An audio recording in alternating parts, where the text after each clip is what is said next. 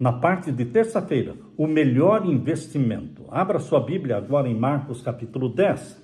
Vamos ler o verso 17 até o verso 31. E pondo-se a caminho, correu para ele um homem, o qual se ajoelhou diante dele e lhe perguntou: Bom mestre, que farei para herdar a vida eterna? E Jesus lhe disse: Por que me chamas bom? Ninguém é bom senão um, que é Deus. Tu sabes os mandamentos: não adulterarás, não matarás, não furtarás, não dirás falso testemunhos, não defraudarás alguém, honra o teu pai e a tua mãe. Ele respondendo, lhe disse: Mestre, tudo isso guardei desde a minha mocidade. E Jesus, olhando para ele, o amou. Ele disse: Falta-te uma coisa. Vai, vende tudo o que tens e dá-o aos pobres e terás um tesouro no céu. E vem e segue-me. Mas ele, pesaroso desta palavra, retirou-se triste, porque possuía muitas propriedades. Marcos, em seu evangelho, é o único que diz que Jesus Cristo, quando olhou para o jovem rico, aqui diz: o amou. No verso 21, e Jesus, olhando para ele, o amou. Ele disse: falta-te uma coisa. Queridos, aquele jovem pensava que era um fiel e obediente filho de Deus. Ele disse que guardava os mandamentos de Deus, todos eles. Jesus citou aqui a lei dos 10 mandamentos, mencionando alguns deles. E o jovem disse: tudo isso eu tenho guardado desde a minha mocidade. Mas, na realidade, ele não guardava os mandamentos de Deus. Porque quando Jesus pediu para que ele vendesse seus bens e distribuísse para os pobres, ele saiu triste porque ele possuía muitas propriedades. Meus queridos, a riqueza, as propriedades eram na vida daquele jovem um Deus. Ele não abriria mão desse Deus. Se Jesus pediu para que ele vendesse tudo e desse para os pobres, é porque as riquezas na vida daquele jovem eram um Deus, era uma idolatria, era um empecilho entre ele e Deus. Portanto, meu querido irmão, Deus não pede a mesma coisa para todas as pessoas. Para Zaqueu, por exemplo, Jesus não pediu para vender tudo e dar aos pobres. Mas sem Jesus pedir, Zaqueu mesmo se ofereceu para devolver 4 vezes mais para as pessoas de quem ele tinha roubado. E que a metade dos seus bens ele daria para os pobres. Queridos, quando nós amamos a Jesus, nós nos dispomos a dar, a distribuir, a dar com sacrifício.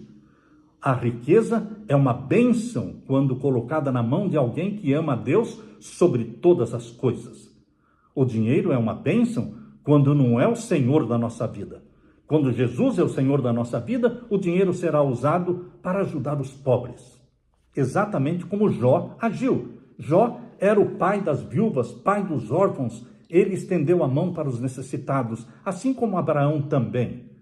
Mas, no caso deste jovem rico, o dinheiro era um ídolo. Por isso ele se retirou triste, porque ele tinha muitas propriedades. E aqui diz o verso 23. Então Jesus, olhando em redor, disse aos seus discípulos: quão dificilmente entrarão no reino de Deus os que têm riquezas. Queridos, não é impossível os ricos se salvarem, mas é difícil. Por quê? As riquezas dão uma falsa sensação de independência. Mesmo os ricos precisam ter a sensação de dependência de Deus.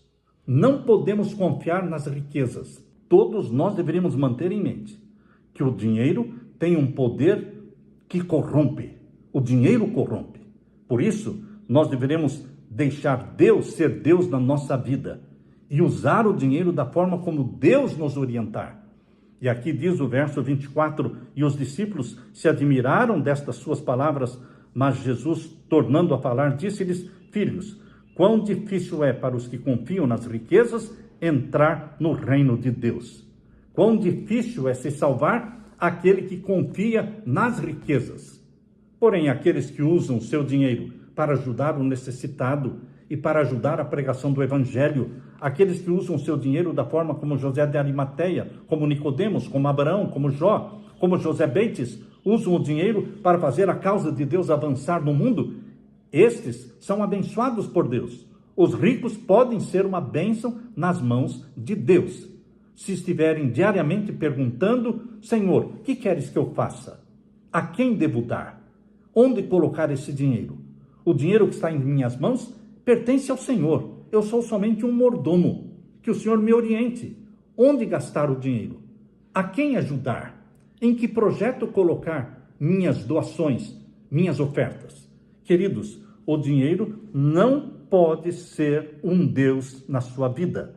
O verso 25. É mais fácil passar um camelo pelo fundo de uma agulha do que entrar um rico no reino de Deus. Jesus está mostrando da dificuldade dos ricos se salvarem, porque Deus ama aquele que dá com sacrifício. E é difícil o rico dar com sacrifício, porque para dar com sacrifício, o rico teria que dar muito. Para o pobre dar com sacrifício é fácil, porque qualquer dinheiro que ele der, qualquer doação que ele fizer, será com sacrifício, porque ele vive de salário mínimo, ele ganha muito pouco. Mas para um rico, dar com sacrifício significa dar muito. Portanto, meu querido irmão, nós não podemos permitir que Satanás nos corrompa pelo dinheiro. Vamos consagrar nosso bolso, nossa carteira a Jesus Cristo. Eu me lembro daquele senhor que estava sendo batizado e entrou no tanque batismal e o pastor percebeu que ele esqueceu de tirar do bolso da calça a sua carteira. E ele disse para aquele irmão que estava sendo batizado: você esqueceu de tirar a carteira do seu bolso. E ele disse: não, pastor, eu não esqueci, não. Eu quero que a minha carteira seja batizada junto comigo, para que eu não tenha problemas com dinheiro depois de me batizar. Queridos, vamos consagrar nossas poupanças, não é? Nossas economias, vamos consagrar a Jesus Cristo. Eu me lembro de Ellen Gold Harmon, naquele tempo de solteira. Ela trabalhava com seu pai na fabricação de chapéus e ela fazia a copa do chapéu.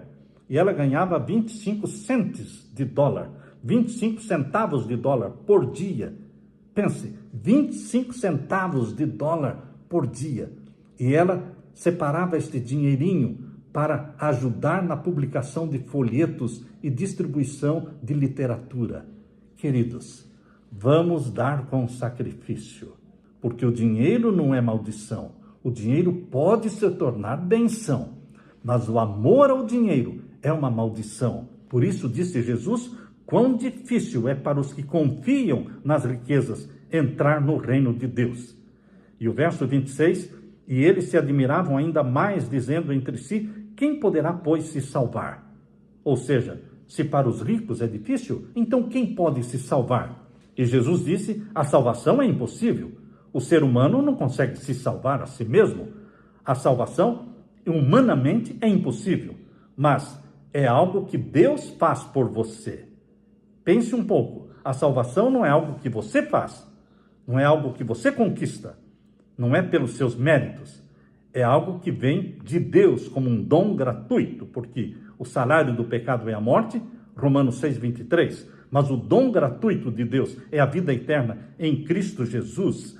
Por isso, aqui no verso 27, diz: Jesus, porém, olhando para eles, disse: para os homens isto é impossível, mas não para Deus, porque para Deus todas as coisas são possíveis. Deus pode salvar os pobres e Deus pode salvar os ricos também, desde que não confiemos nas riquezas. Mas Pedro começou a dizer: eis que nós tudo deixamos e te seguimos. E Jesus respondendo disse: em verdade vos digo que ninguém há que tenha deixado casa, ou irmão, ou irmãs, ou pai, ou mãe, ou mulher, ou filhos, ou campos, por amor de mim e do Evangelho, que não receba 100 vezes tanto já neste tempo, em casas, e irmãos, e irmãs, e mães, e filhos, e campos, com perseguições, e no século futuro a vida eterna. Porém, muitos primeiros serão derradeiros, e muitos derradeiros serão primeiros. Jesus está falando aqui que a recompensa, quando você coloca Deus em primeiro lugar, e decide abandonar todas as coisas para seguir a Jesus, a recompensa não é somente no céu. Desde agora, desde o presente tempo, você já sente a bênção de Deus na sua vida. Porque no verso 30, Jesus disse que não receba 100 vezes tanto já neste tempo. Portanto, a recompensa de Deus será a vida eterna no céu? Sim, Mas já neste tempo, no dia de hoje, você já começa a receber a recompensa de ter colocado Jesus como primeiro na sua vida. Aleluia!